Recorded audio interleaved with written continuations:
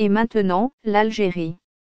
Dans le sillage de son voyage en Afrique, Emmanuel Macron s'attaque, mercredi 6 décembre, au plus gros morceau de la relation postcoloniale française.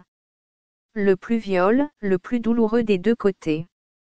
Une guerre d'indépendance, une société marquée par un autre traumatisme, dans les années 1990, celui de la guerre civile de la décennie noire, une diaspora de près de 2 millions de personnes en France, un pays clé entre Sahel et Méditerranée, une relation difficile, mais indispensable.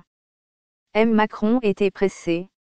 Il n'a pas voulu attendre la visite d'État protocolaire en préparation.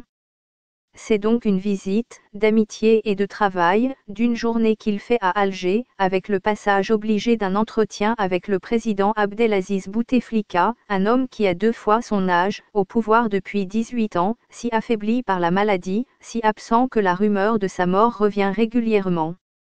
Pour l'Élysée, ce n'est pas là le moment fort de cette courte visite, comme en Afrique, M. Macron veut s'adresser à la jeunesse. Il veut être le président de l'avenir, pas celui du passé. Il veut être l'homme d'une nouvelle génération française qui s'adresse à une nouvelle génération algérienne, pas l'homologue d'un vieillard cacochime régnant sur un système paralysé.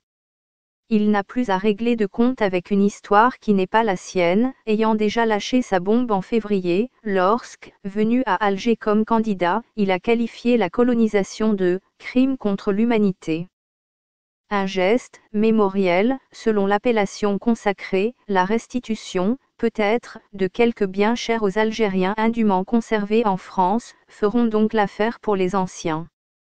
Pour les autres, les jeunes et les futures élites du pays, il faut montrer que la page est tournée.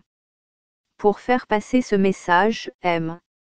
Macron ne pouvait espérer d'un régime obsédé par le contrôle qu'il mette à sa disposition un amphithéâtre.